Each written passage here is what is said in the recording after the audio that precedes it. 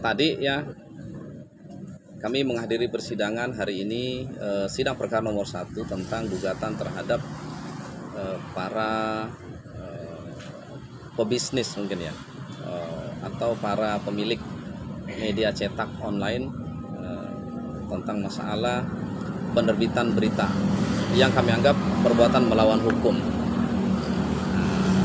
Hari ini kami memberikan replik jawaban terhadap eksepsi mereka, di mana pada hari ini kita melihat ya bahwa perbuatan yang dilakukan oleh para tergugat itu jelas perbuatan melawan hukum, dan kami menilai eksepsi yang diajukan itu eksepsi yang tidak memiliki dasar hukum.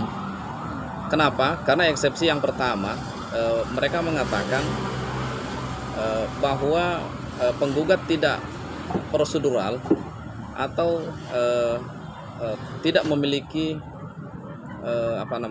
tidak memiliki kekuatan hukum untuk melakukan gugatan ke pengadilan, oleh karena persoalan ini harusnya dibawa dulu ke Dewan Pers untuk diselesaikan secara perundang-undangan pers atau disidangkan oleh Dewan Pers. Menurut kami pendapat dari teman-teman media ini adalah pendapat yang keliru, dan saya kira memang pemahaman dari mereka ini tidak paham dengan keberadaan Dewan Pers. Dewan Pers itu sebetulnya adalah satu lembaga yang dibuat undang-undang untuk memeriksa atau menyelesaikan persoalan kode etik. Kalau dalam perkara ini yang kami persoalkan dalam gugatan itu adalah penerbitan yang dilakukan oleh para tergugat tanpa melakukan klarifikasi sebelumnya terhadap klien kami. Itu intinya. Jadi mereka mengatakan bahwa klien kami ini bukan seorang raja di dalam satu konferensi pers yang dikeluarkan oleh pengundang pada saat itu. Kalau di dalam berita itu kami tahunya adalah Kareng Rewa. Jadi diundanglah media-media ini untuk meliput. Cuma persoalan tugas media untuk meliput, menginformasikan berita, yaitu tugasnya jurnalis, itu kita paham. Tetapi dalam undang-undang pers itu ya, itu kan ada klarifikasi yang seharusnya dilakukan oleh para jurnalis sebelum menaikkan berita. Nah itu, dia harus mengklarifikasi kepada orang yang disebut namanya di dalam konferensi pers itu. Nah, orang yang disebutkan namanya itu adalah klien kami, dan akibat penerbitan berita tersebut klien kami dirugikan.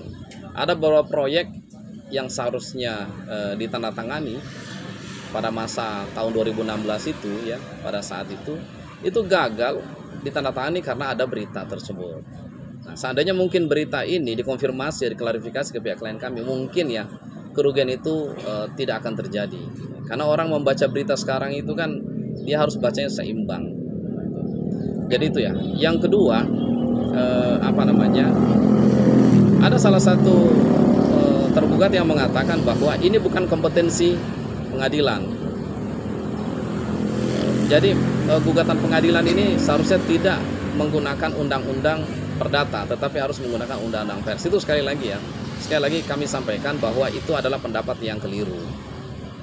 Di dalam peraturan Dewan Pers itu ya, ada peraturan nomor 1 kalau tahun 2017 itu dalam salah satu pasal diatur ya, Dewan Pers tidak menerima pengaduan yang telah diperiksa atau yang telah diadili oleh pengadilan atau pihak kepolisian.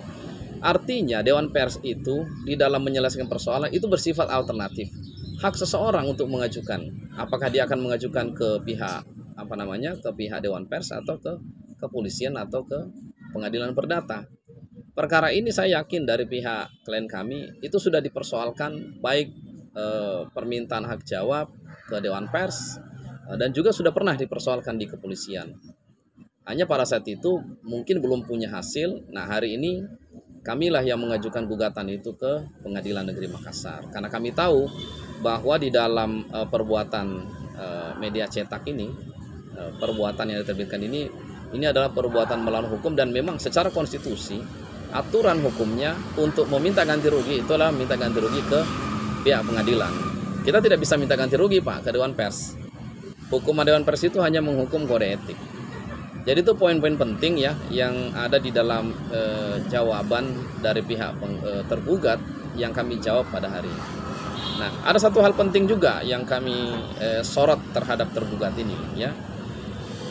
Kami meyakini bahwa memang ya para tergugat ini tidak punya tradisi untuk mengklarifikasi satu berita kepada orang lain. Gugatan ini saja seharusnya mereka itu secara netral ya meliput berita pada hari ini. Harusnya hari ini dia liput juga. Kenapa? Karena pada saat jawaban minggu lalu itu ramai loh media meliput meminta jawaban. Coba perhatikan hari ini, nggak ada berita, nggak ada media yang meliput. Akhirnya apa? Berita tidak seimbang. Ya untung hari ini ada teman-teman yang meliput. Ya kami berkesempatan untuk menyuarakan bahwa ya memang pada dasarnya para tergugat ini kelihatannya memang tidak profesional. Jadi kalau mereka misalnya mengatakan bahwa tidak bisa, ya itulah yang namanya profesionalisme harus didasarkan pada undang-undang. Pengetahuan para wartawan terhadap undang-undang pers dan kewenangan Dewan Pers itu harus lebih diperdalam lagi agar supaya tidak seenaknya ya menaikkan berita kemudian begitu digugat mengatakan bahwa mengatakan bahwa hak kebebasan pers itu mulai dipersoalkan. Kami tidak pernah mempersoalkan loh masalah pemberitaan itu. Silahkan, yang penting sesuai dengan undang-undang yang telah diatur.